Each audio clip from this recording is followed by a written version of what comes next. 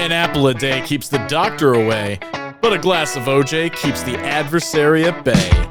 Here's our job. Hey, it's time for a glass of OJ. I'm Odd Job. And today, wanted to actually talk about Log4Shell and also SpringShell. Of course, this is a little bit old now. Log4j is really old now, like super old vulnerability now, because that was back in December 2021. It is now May 2022. So it's been a while. It's about time that I mentioned something about it. I think one thing that was very interesting about Log4j, first of all, was the lack of information so many of us had about Log4j. Log4j is not software, as in it's not an application. It is a library used in applications for logging, obviously. Java projects and specifically. So Log4j, Log4Java, and of course it's actually called Log4j. Log4j, because that's where you forge logs, right? Not forge as in fake logs, but forge as in making them, like you would forge a sword or you would forge other types of steel objects or metal. So it's a log forge. It's where logs are made. Funny. Okay, enough of that. And also, a lot of us learned that it was called Log4j for the first time. We'd all been calling it Log4j, other than that. Anyway, whatever you want to call it. Then Log4Shell essentially went through, and the best way I think I can describe it simply is to say that if you can get an application to pass along a particular string, it's basically a JNDI lookup string. What that does is it allows a Java application to make a call out to an LDAP server to then return some Java code to run. Okay? And so if you can get that to run to an evil LDAP server, you could have that Java open up a reverse shell, for instance, or begin doing ransomware activity or other things. You could have it run code on the system at whatever the application's running, right? Great. Remote code execution. But it's a little interesting because some of the first proof of concepts for it were around just simply putting that JNDI lookup string in a user agent string in your browser, or putting it in some other type of request header and submitting that. The idea there is that your web server or some type of web application is monitoring each request and passing those along to Log4j to log for reasons. And that should essentially do it. So almost immediately, once people were starting to consume this and understand this, they started scanning the internet for anything that runs HTTP, HTTPS, and put in those strings. Also, forms like contact us or simply logging into a system, they were putting the JNDI lookup scripts there.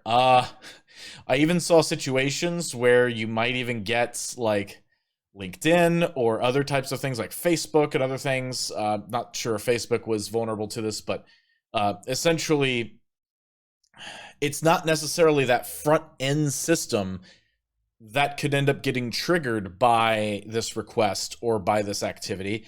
It could be some back end system that requests are then consumed, processed, and sent to other systems. If you can somehow, the string you put in there, if it somehow goes there, that triggers. And now you've got remote code execution well inside the environment, not simply at the DMZ or on the front end. You've possibly got a back end system. Big would be to go to the ERP system and be able to go all the way back there and to, have someone's SAP environment or something triggering now because, it went through, and maybe one of your SAP platforms, which there were quite a few SAP platforms that, or products that had Log4Shell vulnerabilities in it, some not discovered until February, actually. That's all public knowledge. So, so this is very nasty business, and it's very nasty because software is already, there's a certain level of difficulty already in kind of parsing through what's installed on your various systems, even when you do vulnerability scanning, to be able to determine what software is installed, right? You could look at the registry, you could look at file paths, you could look at, running processes. There's a lot of things you could look at on a Windows operating system, for instance, to see, okay, is something installed here? Is there software that's running here? And so some of those don't always match up. Sometimes you can find registry keys for uninstalled software. So software that was uninstalled but didn't remove the registry key. And sometimes you can get scanners that go, oh, we've got this software over here. Well, this is even worse because there's nothing on your registry or the running processes that's probably going to tell you this is Log4j running. You have to have special knowledge of beforehand that those applications that are running that you fingerprinted do have Log4j as a part of them. Or you went through the file system of your servers and systems and we're looking for, I think it was Log4j 2.x, 2.anything under 15, .jar. And so you were looking for that for that system. You were looking for that file that was out there somewhere in program files usually or somewhere else. And if you saw that, then you probably need to do something. Unfortunately, fortunately, people haven't been patching things. And people were still on the very well and heavily deprecated Log4j 1.x. So hooray for not patching. And a lot of applications simply use particular Oracle Java projects that include Log4j, but it's something that has to be configured to use. So I'm not going to go through certain applications I've seen, but there's all kinds of applications running printing or web servers or anything you could really imagine that possibly could have Log4j running on them, only if that was configured to be used. So you've got to make sure that, and your vulnerability scanners, once they started actually looking very specifically for this library in the file folder, or just Microsoft or whomever starting to say, oh yeah, this particular software does have Log4j, this version with that version of software. Outside of that, you wouldn't know it. But once they started doing that, then you had another question you had to start asking people, which was, is this using it or not? And then they may go, oh, I don't know, I'm just an app, I'm just part of the app team. I don't know this. You'd have to ask our vendor, or you'd have to ask the people who coded it, or you'd have to ask whoever set it up, whatever vendor came in and set it up. So it becomes very tricky. Log4Shell was a very tricky exploit to deal with, simply because the library was so elusive. So you probably spent the first week just simply running through all the software you have and running through your systems, looking for files, reaching out to vendors to all your SaaS solutions. By the way, did you go through your SaaS solutions and ask them if they have Log4Shell running? Or rather, might be good if they're running Log4Shell, but have you got a statement from them asking them if they have Log4j in the environment? Remember, your data is in a SaaS provider's environment. They need to be able to account for, is this very easy to exploit vulnerability in the environment. Now, here was another thing. So not only did you have to have Log4Shell or Log4j 2.x in your environment, it had to be configured to be used. And by the way, you could have had I think it's 1.5, 6, or 7 and on, but you had to have JMS appender configured, which is a very non-standard configuration. So I guess go check that, but more than likely you're safe there. But 2.x, and it's configured to run. And then the next thing you have to determine to exploit this is, how is that application passing information to Log4j, Log4j? Is it using the headers? Is it passing information to Log4j that an external user or an external entity would not be able to manipulate? You know, it's not something in a URL. It's not something in a form. It's not something you can submit in a request. It's not something you could put in a document. It's not something you could put anywhere else. Is the application even using that? How is the application using Log4j? And that's where this, from an attacker perspective, this turns very much into, what value is this going to have to an attacker? Could be very valuable because it's everywhere. Most people don't know where it is in their environment, so that's good. But you also have to be aware of how that application would be using this. So now you're going to have to start targeting specific applications, which there's some big ones out there, right? There's some big ones out there that you would want to look at. One of them being VMware's Horizon VDI servers. So they have public-facing Horizon servers that essentially users would log into, and they would be able to get on their VDI instance. Well, that system runs Log4j. And, you know, VMware put out some workarounds to start, and then they came out with some patches. So if you had the workaround in there, you were greatly protected against it. And then once, of course, you patched that, you were good. So hopefully you did that your first or second week, or whenever they got that out, right? Right? So yeah, so getting that big one. Now, I haven't seen too many other major applications out there that are very widespread. You know, think like Citrix, or you know, like Cisco VPN, or, you know, Pulse Secure VPN, like any kind of like VPN that you would have everywhere in the environment. You know, OneDrive. I haven't seen just really too many major applications out there that are being used that have this out there and that were getting exploited later. Like, for Horizon server from VMware is the only one I've heard of that started seeing major usage.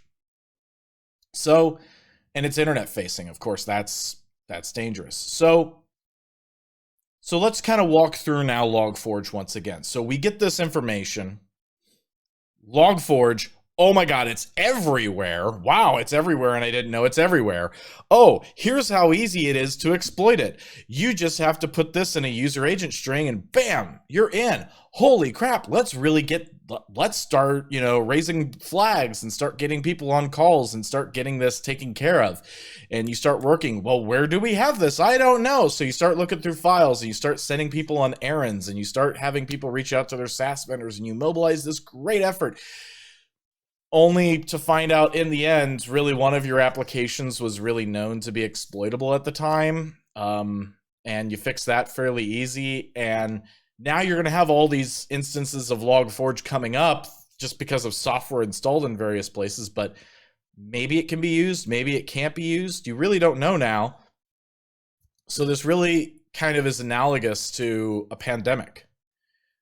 So you find out that there's this virus. You find out there's this thing that's here, and it's everywhere. And you don't have much information about it. Okay, how dangerous is it? You don't have information about exactly how to find it, how to test for it. That was kind of a big thing for COVID at the very start, was we don't really know even how to test for it reliably yet, and fast. So, you know, how do we do that? And at what points from your infection does it rise to being virulent enough for you to actually test for it and get a positive? So many questions still need to be answered. So for that first week, you're in question, answer phase. Once you've covered your bases, once you've covered your very basics, like figuring out where it's in your environment, prioritizing. That's kind of a huge thing to do. Do you need to take care of it and crush your entire environment? No. Because let's take care of what everyone's paying attention to at least right now, which is public facing. So you get your public facing, and even the stuff that kind of, consumes information from a public server, get those things at least addressed. Find out if they've got Log4j on them. Make sure it's version 2, and then move on. The consensus I've had when I've reached out to a bunch of friends about this has been that when they went through and saw everything, Log4j 2.x wasn't present on most of their stuff having Log4j. Most of the stuff was running Log4j 1. So Log4j 2 was already rare. And having it on a public system was even rarer. And yeah, so fixing it once you knew what was in scope was fixable. So did we raise a fuss out of nothing? Did we raise an alarm across the entire internet trying to get everybody to do something when it was really something we shouldn't have been worrying about? Well, let's go to Spring4Shell. Spring4Shell is in a very similar situation. So this was released last month. And essentially Spring, which is, I believe, another Java project, has a remote code execution issue, but it's more specific in how you have to be configured to use it. In fact, most configurations you're going to find out there don't really have the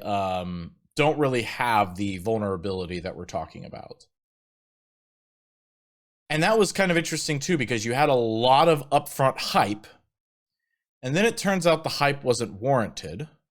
Then it turns out people were mischaracterizing the hype, and they had to go back and revise their statements.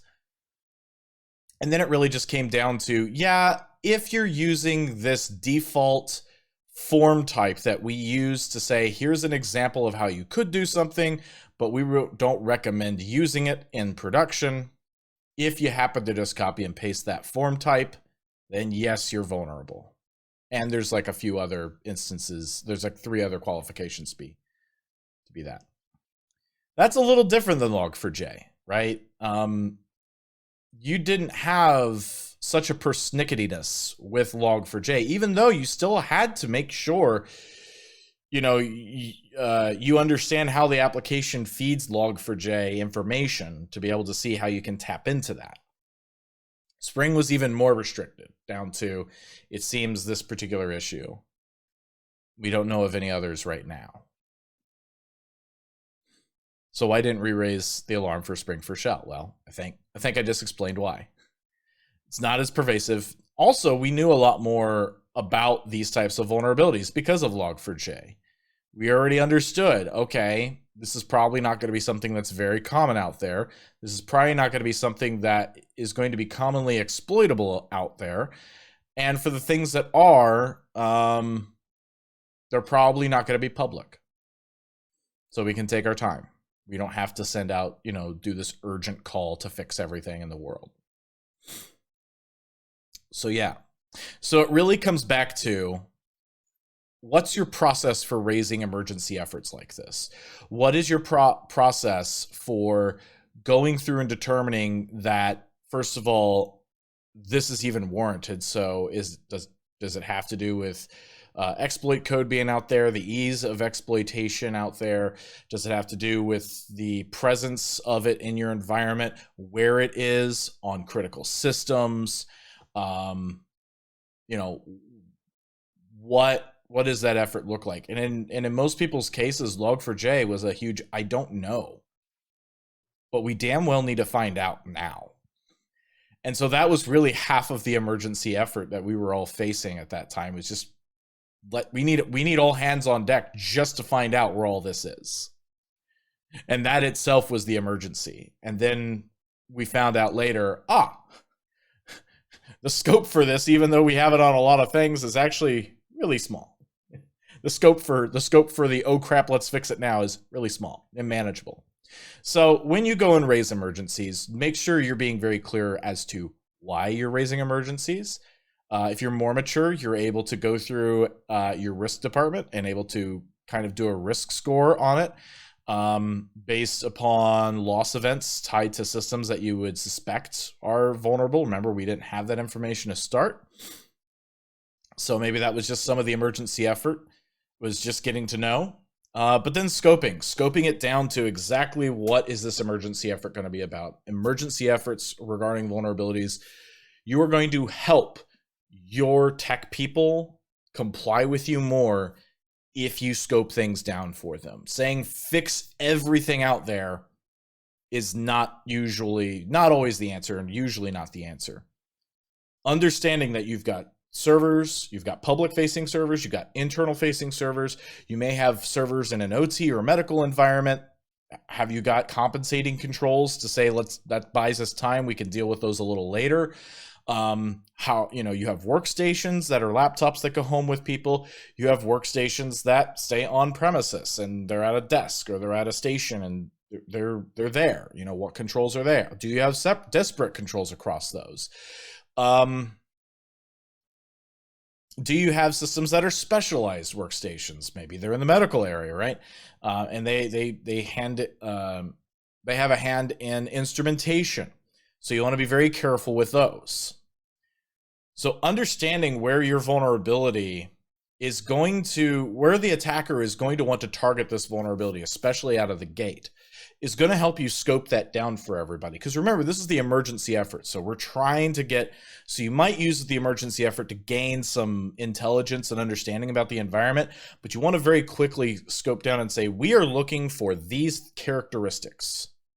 And if your system falls under these characteristics, then we need to include you in our P1. And that's what we need to go for. So scoping down that emergency effort is crucial to be able to have a successful emergency effort and to make sure that everyone's going to like you by the end of the week or end of the day or whatever. Because if they know you're not trying to boil the whole ocean with this, if they know you're trying to really target down to what really matters, and then put a 7-day timer on something else and put a 30-day timer on something else, you're going to be a lot better off. So that's some of the difference between Log4Shell and SpringShell. Why we cared a lot more about Log4Shell. Should you care about Log4Shell now? Hey, if it's not a publicly facing system, I'd say for the most part, no. Is it known to be exploitable? Is that application known to be exploitable out there? If not, I'd say no. If it's not, then it's just like some other vulnerability you have. If it's not an application that you already know, if you know for a fact that Log4j there or Log4j there isn't even being used by the application, call it a false positive in your environment. Now, make sure you go back and ask that a year later. Hey, you're still not using Log4j, right? Log4j, right? You're still not using that 2.x. You're still not using it. It's there, but you're not using it, right? Sometimes people don't like removing those files, and sometimes vendors don't like you removing those files. But should you care? No, because why? Now we're back into endemic. We're into an endemic situation where this might pop up from time to time. 2 months later, in February, we had Horizon pop up. Oh, these are now being exploited in the wild. Cool. If you were like some of us and already had those covered, cheers to you. If you didn't and then had to react really quick to that, you maybe had some time. Hopefully you weren't patient zero. But yeah, really, when it comes down to these situations, think about all the vulnerabilities you have in your backlog. Think of all the vulnerabilities that are weaponized, that are used in attacks on a daily basis, that you should really be going after before this one. So don't get caught up on it had a lot of news and it had a lot of, did you take care of the scope that was actually priority for you? If you did, move on. Move on. Record it. It's there. but now it's no longer my priority. I now care more about Office. I now care more about the RPC worming vulnerability that came out in April. I care way more about that than Log4j. That one's more like the Blaster worm. That's like Eternal Blue, right? So not using SMB, but RPC. Yeah, I care more about that vulnerability than Log4j at this time. Because again, we need to treat our vulnerabilities in a prioritized manner, and we're actually going to deal with that in another video coming very quickly, very soon. You're going to see another video from me talking about something that CISA has come out with last year, and they've actually gotten a lot better at it, and I now recommend it as a way to beef up your old vulnerability management program. If you can't develop the new way, the modern method of doing vulnerability management, you can kind of trick your old program into being somewhat useful to your environment these days. We'll talk about that in just a bit. But for now, this is the glass of OJ for you. What do you think? Give me a comment, like, comment, and subscribe to this channel. See me on Twitter. See me on Counter.social. You can see me 0DDJ0BB in Counter.social. So go check me out there before I leave the God, what's his name? The Musk app. The Musk app that's about to go there. So see you in the next one.